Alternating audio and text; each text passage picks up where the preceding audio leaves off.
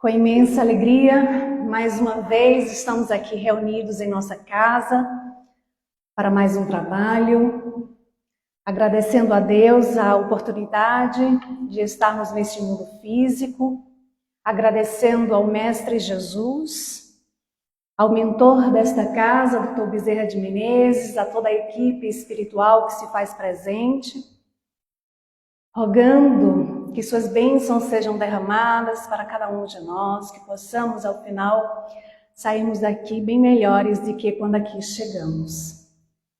E nesse momento, rogamos ao Divino Mestre Jesus que nos inspire e envolva os nossos corações em suas bênçãos de luz e de paz. E que essa paz alcance outros corações que aqui não puderam estar. Também alcance aqueles que irão nos assistir ao vivo pelas redes sociais ou posteriormente. Que Deus e Jesus abençoe a todos. Allan Kardec, na obra O Céu e o Inferno ou a Justiça Divina segundo o Espiritismo, nos fala sobre os espíritos que sofrem no mundo espiritual. Aqueles espíritos que, quando encarnados, eles se alimentaram de raiva, de rancor, de inveja, de ciúme, de desejo de vingança. E aí, ao chegarem no plano espiritual, decidem colocar em prática toda a sua raiva. Há aqueles espíritos apegados de forma exagerada aos bens materiais e sofrem por ter que deixá-los. Outros sofrem por ter que deixar de conviver com seus entes queridos, com seus amores, com seus amigos. Muitos sofrem por ficarem ali revivendo o momento de sua desencarnação e ficam no estado de hipnose, revendo aquele momento o tempo todo. Outros sofrem arrependidos pelos crimes cometidos. Outros sofrem por terem tirado a própria vida, quando na realidade queriam arrancar de dentro de si o sofrimento, a dor, a angústia. E ao chegarem no plano espiritual, descobrem que a vida não cessa e que seus problemas, suas dores multiplicaram. Outros sofrem por ter pensado em fazer algo que poderia prejudicar alguém. E aí, durante toda a existência, carregam aquele sentimento de culpa. Então, ao chegarem no plano espiritual, se deparam com a própria consciência. Está tudo ali, gravado, registrado. E sofrem por muito tempo. Muitos espíritos, ao se arrependerem da expiação perdida, da oportunidade de corrigir os seus erros através da encarnação, clamam por orações. Mas será que esses espíritos continuarão sempre sofrendo? E nós, espíritos encarnados, como nós podemos ajudar os nossos irmãos sofredores? Quem são esses espíritos sofredores? Muitos são aqueles que voltaram toda a sua atenção às coisas materiais, se alimentando do egoísmo, do orgulho, da vaidade, do ciúme.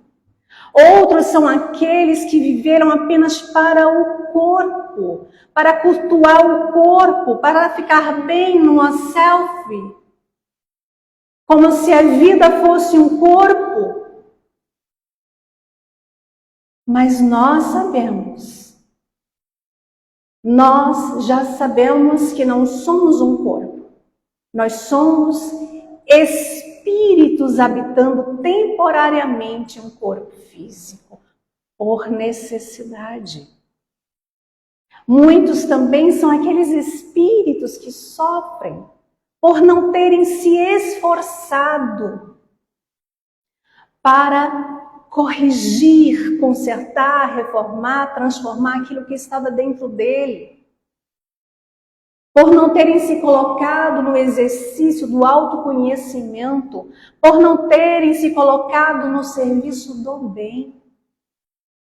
Muitos são aqueles espíritos que não prestaram atenção nas dificuldades, nas dores, nas aflições, como oportunidades de extrair lições.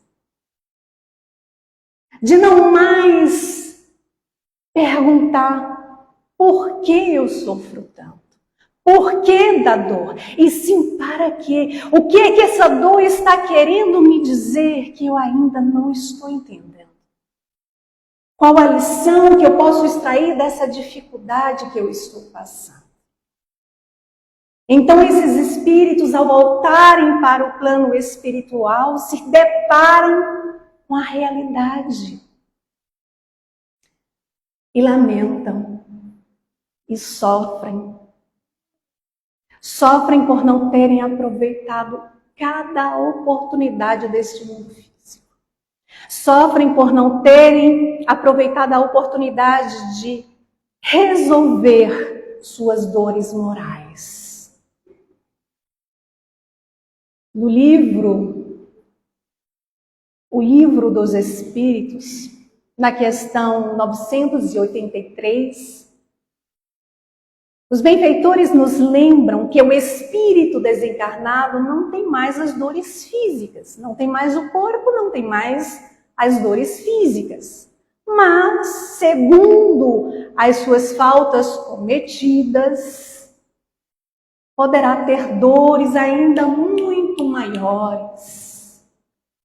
E poderá ter uma nova encarnação ainda mais infeliz. Nos lembra aos espíritos que todas as penas e atribulações da vida são expiação de faltas cometidas em existências anteriores, quando não são consequências das ações da vida atual, da encarnação atual. E quando a gente abre o Evangelho ali no capítulo 5, a gente encontra esclarecimentos sobre as causas anteriores e atuais das aflições. Quando Kardec, inclusive, nos lembra ao dizer que quanto mais grave é o mal, mais enérgico deve ser o remédio. E que depende de nós, pela nossa resignação, tornar proveitoso o nosso sofrimento, as nossas dores. Afirma Kardec, não estragar com as nossas impaciências, com as nossas lamentações, com os nossos queixumes, porque do contrário, teremos que recomeçar. É como um aluno que está no colégio, passa ali o ano todo, como se diz, empurrando com a barriga. Recebe todos os recursos, ou seja, todo o material para estudar, mas não quer estudar. Não quer fazer os exercícios necessários. Quando tem ali um grupo participando de algum trabalho, aparece apenas para colocar o nome. Mas na hora da prova, na hora do teste, que se encontra ali sozinho, quando olha para a prova, diz, deu branco. Ah, o professor não deu isso não. O professor, ele está me perseguindo. E aí cria um monte de coisas, atribui ao outro aquilo que não aprendeu. E eu não sei como está hoje, mas na minha época ainda tinha recuperação e a prova final. E ainda assim o aluno acomodado não aproveita a oportunidade. E aí o que acontece com esse aluno? Ele vai ter que recomeçar. Ele vai ter que repetir. E o que acontece com a gente? Quando a gente não aproveita aqui, nessa grande escola que é o planeta Terra, governado por Jesus, quando a gente não aproveita a encarnação, o que acontece? A gente repete. A gente vai ter que recomeçar. Então, o que acontece com esses espíritos ao voltarem para o plano espiritual, sem terem aproveitado a oportunidade? Eles vão sofrer, vão ficar lá lamentando, implorando por orações. Então, sofremos quando nos sentimos inseguros, quando nos sentimos carregando sentimento de culpa. Sofremos quando nos encontramos na dúvida. E por que nos encontramos na dúvida? Por que nos sentimos inseguros? Por falta de conhecimento. Que faz com que o aluno, o aprendiz, no caso, cada um de nós, aquele aluno descuidado, ele começa a acreditar que as vicissitudes da vida é uma punição de Deus. Deus está me castigando. Só pode ser porque eu não fiz nada para merecer tudo isso. Deus, que nos criou, que nos ama infinitamente, que quer a nossa felicidade, que nos dá a oportunidade da reencarnação, princípio básico do Espiritismo, que nos oferece a bênção do esquecimento do passado, porque se lembrássemos do que fizemos em existências anteriores, sentiríamos muita vergonha. Deus, que nos oferece o livre-arbítrio para que nós façamos as nossas escolhas, isso aqui é a nossa felicidade. Como é que Ele pode nos castigar? Claro que não. E Kardec, já sabendo que muitos iam fazer esse questionamento, que muitos iam afirmar que era punição de Deus, que era castigo de Deus, na questão 984, ele pergunta: as vicissitudes da vida são sempre uma punição de Deus? E os espíritos respondem: não. São provas impostas por Deus ou escolhidas por nós no estado de espírito. Vamos a um exemplo. Estou lá no plano espiritual. Está sendo preparada ali a minha encarnação. Lá no Instituto da Reencarnação estão vendo os meus méritos, deméritos, as provas e expiações necessárias. Mas aí eu não contente, chego para o meu tutor e digo: olha, é o seguinte, eu estou consciente de que eu fiz um monte de bobagem. Eu estou consciente que eu falei mal do fulano, que eu compartilhei coisas no WhatsApp que não devia. Eu estou consciente que eu fiz um monte de besteira, não quero nem citar aqui. E eu sei que para avançar eu preciso passar pelos testes, pelas provas. E eu quero avançar. Então coloca aí mais um bocadinho de dor. Coloca aí mais um bocadinho de sofrimento. O tutor olha assim para a gente e diz: se acalme, está tudo sendo resolvido para você conseguir fazer, realizar no plano físico. E a gente insiste. E aí, quando eu reencarno, diante da primeira dificuldade, eu digo: eu não aguento mais. Esse fardo está muito pesado. Eu não pedi isso. Como não pediu? Eu não pedi isso. Sabe que os Espíritos nos lembram? Está na questão 984. Que jamais a infração às leis divinas e, sobretudo, a lei de justiça fica impune. Quando a gente vê alguém que a gente olha e diz assim, nossa, fulano é uma pessoa tão boa, tão justa, nunca fez mal a ninguém, por que está passando por tanto sofrimento? Ele não merecia estar passando por essa dificuldade. E aí os Espíritos nos respondem assim, que aquele que é justo aos vossos olhos, frequentemente está marcado pelo seu passado. Ou seja, todos nós temos um passado de erros. Todos nós temos o nosso passado de erros. Então, aqueles que não estão atentos, que estão descuidados, estão invigilantes, ficam repetindo. Eu não mereço tudo isso que eu estou passando. Está doendo demais. Eu não pedi isso. E aí foca no sofrimento. E não no que causou, no que levou àquele sofrimento.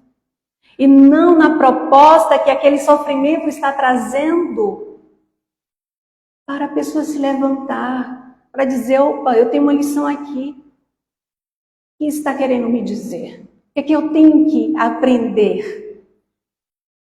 No livro Estude Viva, que é uma obra compartilhada de Chico Xavier e Valdo Vieira, ditados pelos Espíritos Emmanuel e André Luiz, no capítulo 17, a segunda mensagem, intitulada Nos Aspectos da Dor, é uma mensagem ditada pelo Espírito André Luiz, quando ele afirma assim, a enfermidade jamais erra o endereço para as suas visitas.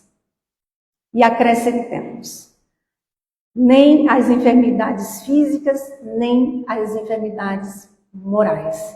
Ela sabe direitinho o endereço onde vai chegar. Vai chegar ali em frente à porta, vai entrar sem pedir licença. Portanto, afirma André Luiz, que a dor não provém de Deus. Uma vez que, segundo a lei, ela é uma criação de quem a sofre. Não foi Deus que nos mandou e nos manda a dor. Ela é uma criação nossa.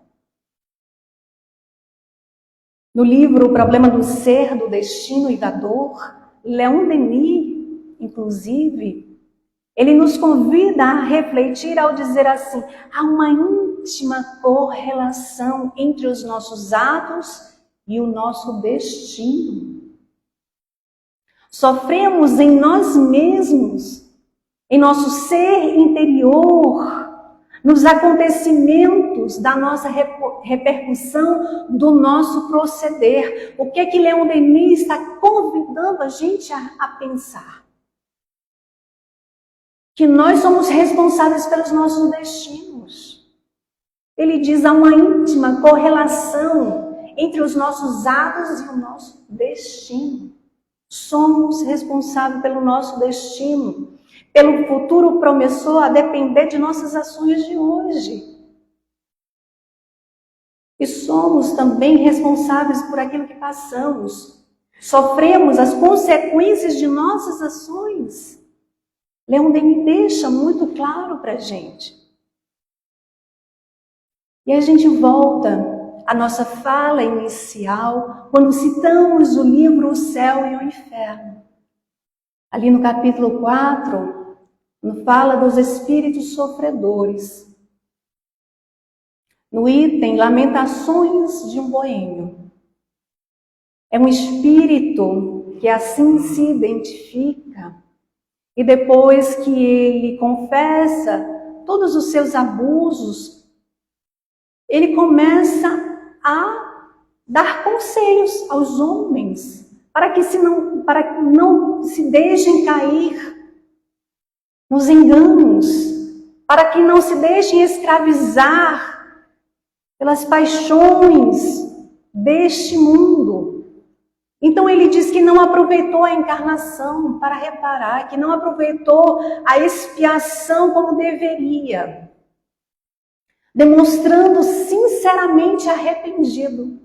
E quando a gente lê o seu testemunho, a gente sente o seu arrependimento sincero.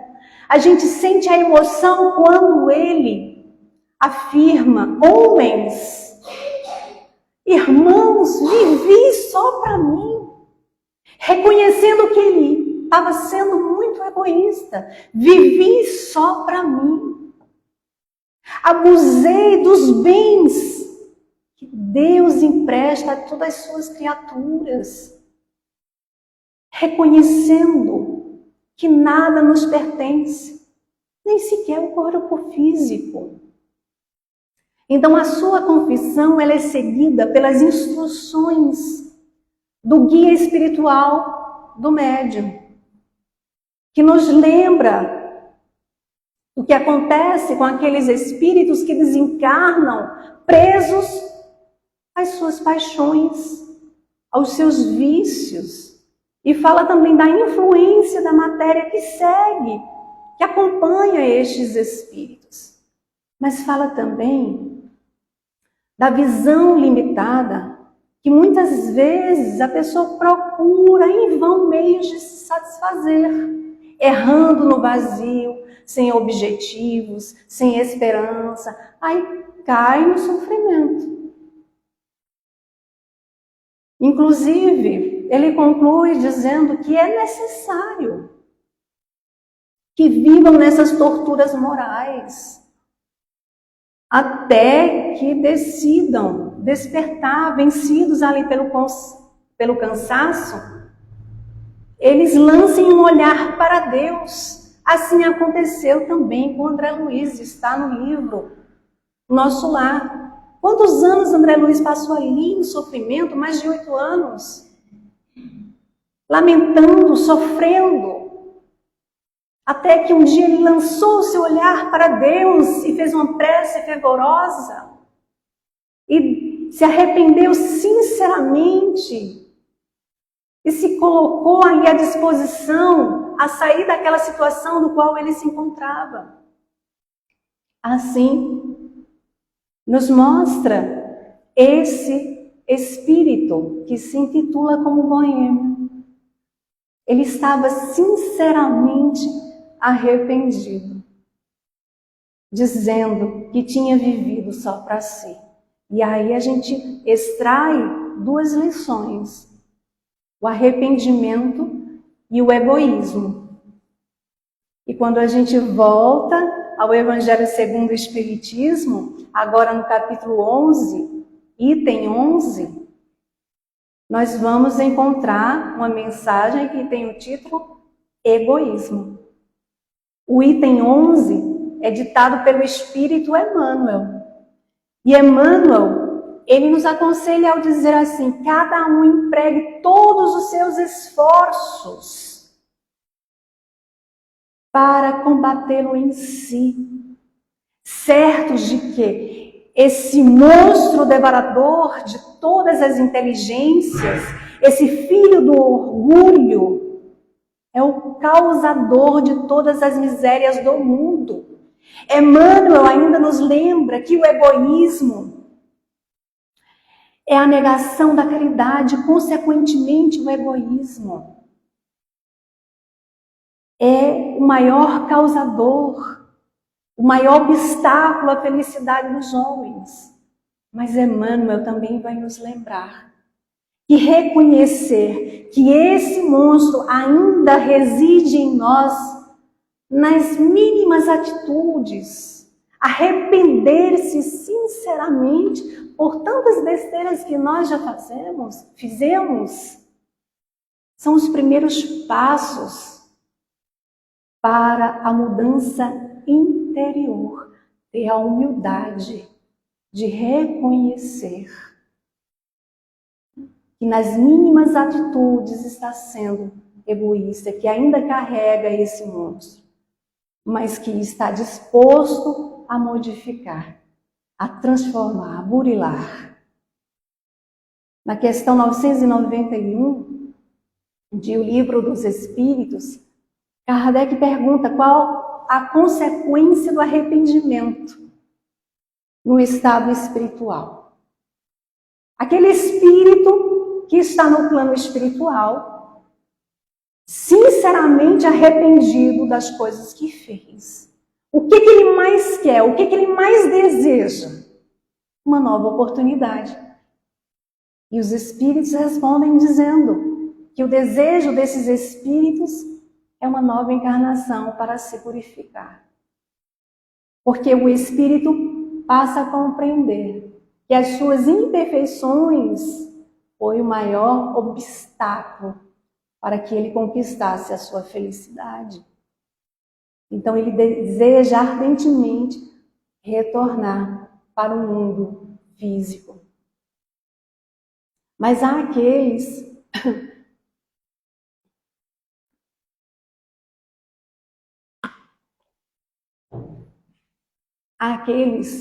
que precisam de uma medida mais drástica para despertarem, inclusive entre nós encarnados.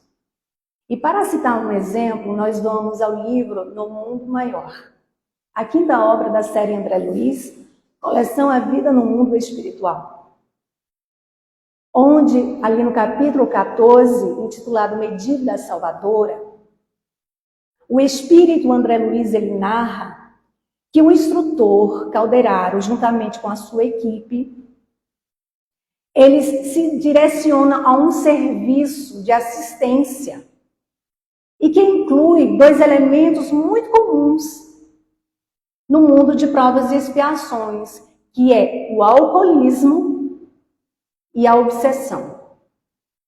E André Luiz narra a história de Antídio, um homem em seu desequilíbrio físico, emocional, psíquico e espiritual. Era um boêmio, viciado no álcool. Estava muito desequilibrado com a sua saúde física, inclusive já tinha sido ajudado pelos benfeitores espirituais em outro momento. Os amigos espirituais já tinham ajudado Antídio a se recuperar de sua saúde física, para fazer ele refletir sobre a importância de uma vida equilibrada. Mas como Antídio, muitos de nós, ao nos sentirmos aliviados, a gente volta à irreflexão. Vamos citar um exemplo. A gente vai no médico, faz um monte de exame. Aí o médico diz que a gente está com as taxas tudo alteradas. Está tudo bagunçado. E ele diz assim, olha, eu vou passar a medicação para você tomar, mas você vai ter que fazer a sua parte. Senão você vai, mais adiante, aí ter problemas sérios. E a gente fica com medo. A gente promete, começa a fazer dieta, algum exercício físico. A gente faz tudo direitinho, toma um remédio, depois de um tempo volta para o médico. Aí o médico diz assim, olha, teus exames agora deu tudo ok, mas você precisa continuar vigilante aí. No que você se alimenta, no que você faz. E a gente promete fazer mais ainda, promete que na próxima consulta do ano que vem vai estar melhor do que quando foi. Só que vamos dar um prazo aí de uma semana. A gente se vê ali diante daquele chocolate irresistível. Aí a gente diz assim, só um, né? Só uma vez. Digo chocolate, mas pode ser alguma outra coisa. E a gente não resiste. Né? Aí, só um, né? Na próxima semana, quando vê, tá com a caixa. Quando vê, está nos excessos e esqueceu tudo que prometeu ao médico. A gente volta aí à reflexão. Só que Antídio tinha outros problemas. além dele estar vigilante com a saúde física dele, ele estava envolvido em companhias perturbadoras. Ele estava ali esquecido do ambiente familiar, ele era casado, tinha 2 filhos. E a gente pergunta assim, mas será que ainda assim os benfeitores não podiam ajudar Antídio? Já ajudaram uma vez, quem sabe agora ele não ia refletir melhor. Né? Quem sabe? E André Luiz, inclusive, pensava exatamente isso. Só que Calderaro, né, disse, não, esse nosso irmão, ele precisa de uma medida mais drástica. Ele está em uma condição muito desequilibrada. No vício, na sua conduta, não quer saber do trabalho. Então agora, a partir de hoje, ele vai ser amparado pela enfermidade. Amparado pela enfermidade. Muitas vezes a gente olha para a enfermidade como algo muito ruim. E muitas vezes ela é o amparo que nós precisamos. E ele diz, a partir de hoje, ele vai passar alguns meses preso no leito. E aí ele toma as decisões, estava no bar, se sente mal, senta numa cadeira, vem um jovem, tem pena dele, se aproxima e afere o pulso dele, chama imediatamente a ambulância e ele é levado para o hospital. E aí Calderaro, ele diz que o amigo, ele será portador de um problema cardíaco. Sofrerá ali as angústias, terá que fazer as dietas, tomar medicação e vai passar um tempo de cama, de molho. E vai, Calderaro afirma, vai devagarinho, ele vai despertando. Calderaro percebeu que André Luiz olhou para ele assim, sem entender, com uma certa estranheza. Então Calderaro dá uma lição, dizendo para André Luiz e para cada um de nós. Ele diz assim, as mesmas forças divinas que concedem ao homem a brisa cariciosa, infligem-lhe a tempestade devastadora. Uma e outra, porém, são elementos indispensáveis à glória da vida. E aí a gente vê que a espiritualidade, amigos, benfeitores, utilizam de vários meios para que a gente possa despertar. Vários meios para nos ajudar. Mas é preciso que nós façamos a nossa parte. Jesus quer que cada um de nós desperte, mas que não sejam necessárias as tais medidas salvadoras. E sabe por quê? Porque ele tem uma terapia que é extraordinária. Uma terapia fantástica para as nossas aflições, para as nossas angústias, para as nossas dores, para as nossas enfermidades morais, físicas, para nutrir a nossa alma. É a terapia do Evangelho, que nos ensina a importância do fazer o bem, que nos ensina a importância de nos colocarmos mais no trabalho da oração, para nos fortalecer em nossas lutas diárias, para nos harmonizar e quando voltarmos ao plano espiritual, estejamos mais com a consciência tranquila de que fizemos a nossa parte. Então nós sabemos que quando voltamos, todas as nossas atenções, às paixões, aos vícios, aos desequilíbrios, nós agredimos o corpo físico, agredimos a nossa alma, causamos em nós sofrimentos que arrastamos para o mundo espiritual. Então, cabe aqui também uma outra lição a gente extrair para a gente não julgar o desequilíbrio do outro. o que o outro está passando, o vício do outro. Oremos pelo outro. Nos coloquemos na caridade de orar pelos os nossos irmãos de jornada, sem se inquietar com a posição que o outro ainda se encontra. No livro Boa Nova, ali no capítulo 26, Jesus diz: Pedro, a tua inquietação se faz credora de novos ensinamentos. Ainda hoje, antes que o galo cante, o galo não cantará sem que tenhas me negado 3 vezes. E Pedro disse: Mas Senhor, julgais-me então um espírito mau ou endurecido a esse ponto? E Jesus disse: Não, Pedro, não te suponho ingrato ou indiferente aos meus ensinos, mas aprenderá ainda hoje que o homem no mundo é mais frágil do que perverso. Somos mais frágeis, meus irmãos, do que perverso. Lembremos a importância de exercermos a caridade no sentido da palavra como a entendia Jesus.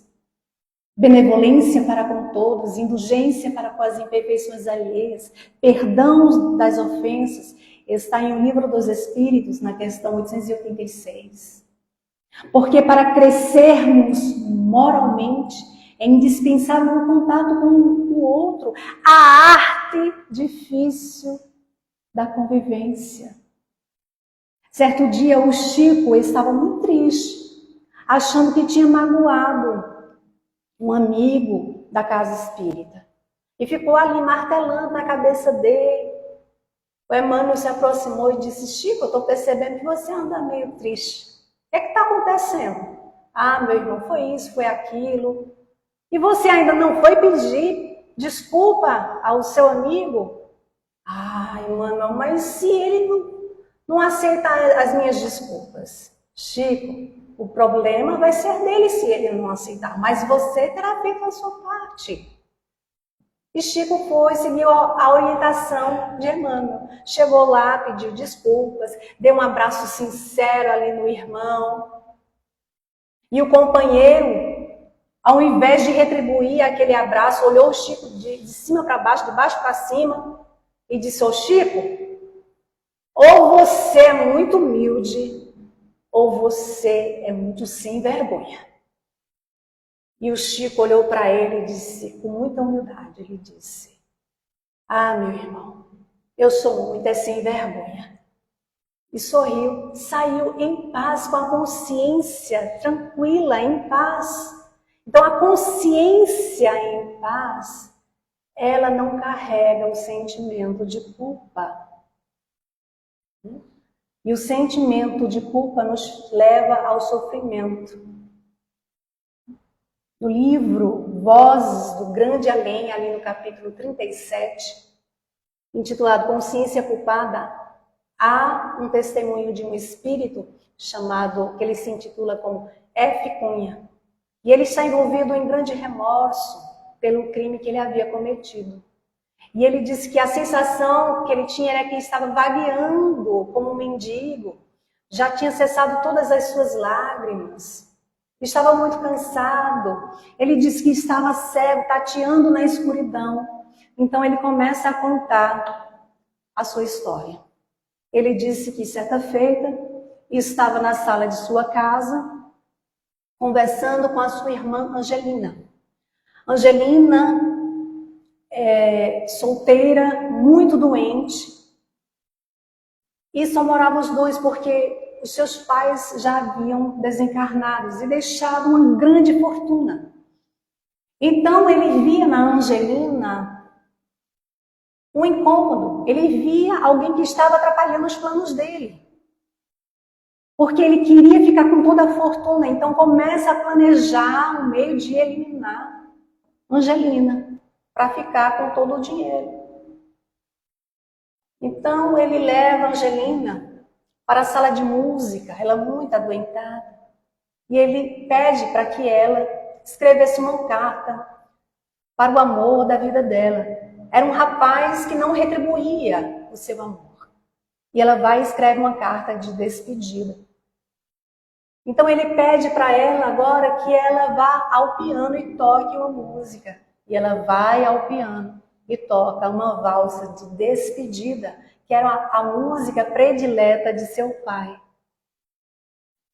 Depois disso, ela se queixando de dor, ele disse: é melhor você ir se deitar. Eu vou pegar aí uma solução, um bálsamo, para você passar aí na região do tórax. E ela foi se deitar. Então ele vai, pega um revólver, prepara, envolve as suas mãos em 2 lenços para não ficar digitais, se aproxima do quarto de Angelina. Ela pensa que ele ali está se aproximando com a medicação, com o remédio, e ele se aproxima dela e dá um tiro certeiro no seu coração. Depois ele pega a sua mão, prende na arma para que todos pensassem que ela havia suicidado. Chama o socorro e realmente todos acreditaram que ela havia suicidado. Depois dos funerais, ele disse: enfim, estou com toda a fortuna só para mim. Então ele começa a viajar, a gastar todo o dinheiro. Só que aí, depois de um tempo, ele estava no seu carro e o carro cai num abismo. Fica todo retorcido com ele dentro. Agora, sem o carro, sem dinheiro, sem a fortuna, sem o corpo físico, a sua consciência lhe diz: tudo é treva por fora, mas tudo é claridade por dentro, me obrigando a recomeçar o processo de minha falta.